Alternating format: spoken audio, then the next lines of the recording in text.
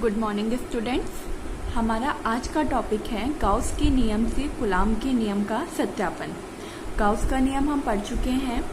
Gauss के नियम में हमें फॉर्मूला प्राप्त हुआ था फाई बराबर Q अपॉन एप्सिलॉन नॉट। अब इस फॉर्मूले के थ्रू हमें पहुंचना है F बराबर 1 upon 4 pi epsilon not Q1 Q2 upon R square, जो कि कूलाम के नियम का फॉर्मूला है।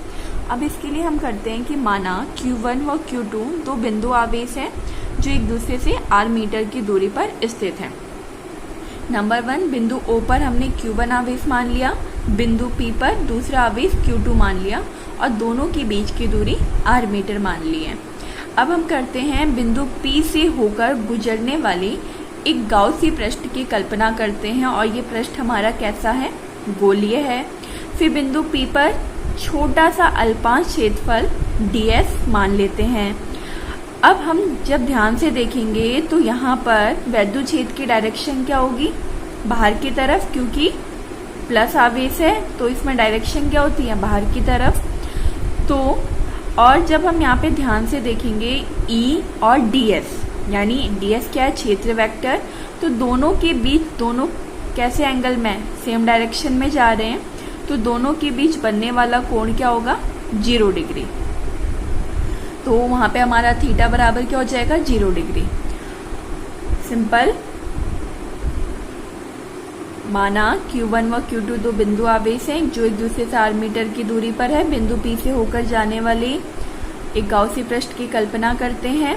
फिर P के पास एक छोटा सा अल्पांश क्षेत्रफल ds मानते हैं। ds का क्षेत्र वेक्टर की डायरेक्शन क्या होगी, बाहर की तरफ होगी। और E क्या है यहाँ पर, वैद्युत क्षेत्र, जिसकी डायरेक्शन भी क्या है, बाहर की तरफ है। तो दोनों के बीच बनने वाला एंगल कितना है, 0 डिग्री। Q1 के कारण उत्पन्न, यदि हम मान रहे हैं अब Q1 के कारण उत्पन्न फ्लक्स हमारा फाई हो, तब गाउस के नियम में हमने पढ़ा है फाई बराबर Q1 upon epsilon not.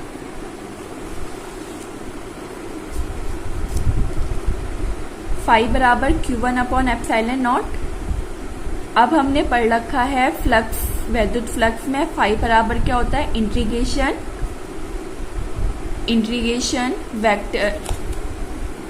Vector E dot ds। तो हम यहाँ पे फाई की जगह पे क्या रख सकते हैं, integration vector E dot vector ds बराबर Q अपॉन एप्सिलॉन नॉट। हमने यहाँ पे क्या किया है, केवल फाई की जगह पर ये वाली वैल्यू पुट कर दी और ये हमने कहाँ पे पढ़ा था, वैद्युत फ्लक्स के फॉर्मूले में पढ़ा है। अब हम क्या करेंगे, फैक्टर फॉर्म को ओपन कर देंगे। तो ये हमारा क्या हो जाएगा, integration E ds cos theta Q1 upon epsilon not.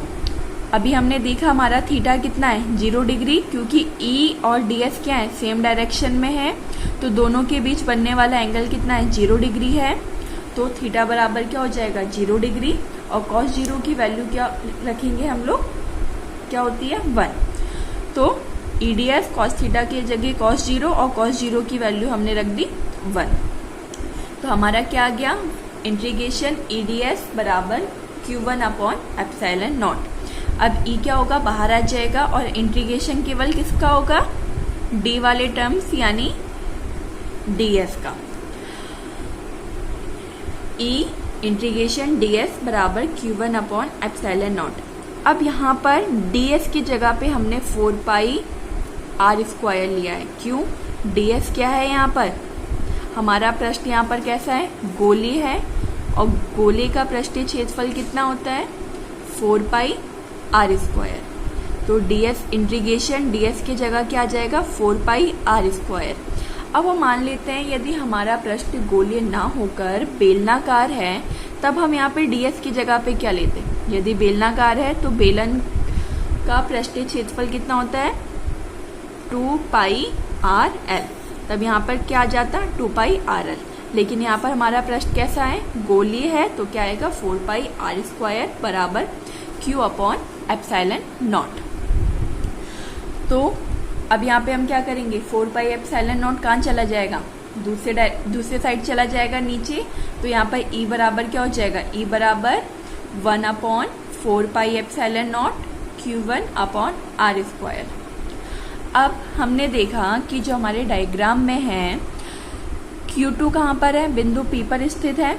तो Q1 के कारण जो Q2 पर एक बल लगेगा, उस बल का मान क्या हो जाएगा, F बराबर Q2E। ये फॉर्मूला कहाँ से आया, हमने वैद्युत क्षेत्र में पढ़ा है E बराबर F अपॉन Q, वैद्युत क्षेत्र की तीव्रता बराबर बल बट्टे आवेश। तो यहाँ से Q को अगर हम यहाँ भेज दें तो क्या हो जाएगा, F बराबर QE। अब यहाँ पर आवेश क्या ले रखा है हमने, Q2, तो Q की जगह क्या हो जाएगा, Q2। तो Q1 के कारण Q2 पर लगने वाला बल क्या हो जाएगा, Q2E। अब क्या करेंगे, यहाँ पर E की वैल्यू रख देंगे, ये वाली F बराबर Q2, E की जगह पे 1/4πε0 Q1 अपॉन R स्क्वायर। तो हमें कूलाम का नियम मिल गया। जब हम इसको थोड़ा सा आगे पीछे एडजस्ट करेंगे, Q2 को पीछे लिखेंगे, तो हमें फॉर्मूला मिलेगा F बराबर 1/4πε0 Q1 Q2 upon R square. यही क्या है, हमारे कूलाम का नियम। और जब हमने गॉस के नियम का सत्यापन किया था, तब हम वैद्युत क्षेत्र की तीव्रता के फॉर्मूले से स्टार्ट किया था हमने, और हम कहाँ पहुंचे थे, फाई बराबर Q अपॉन एप्सिलॉन नॉट। और यहाँ हमने क्या किया, इसका उल्टा। यहाँ हम कहाँ से शुरू हुए हैं, फाई बराबर Q अपॉन एप्सिलॉन नॉट से हमने यहाँ पे शुरुआत की, और हम कहाँ पे पहुंचे, वैद्युत क्षेत्र की तीव्रता में पहुंचे। और हमने यहाँ पर देखा कि बिंदु P पर ही क्या है, Q2 है, तो उस पर एक बल लगेगा। तो हमने क्या किया, वहाँ पे F बराबर Q2E का मान रख दिया। तो हमें क्या प्राप्त हो गया, कूलाम का नियम हमें प्राप्त हो गया।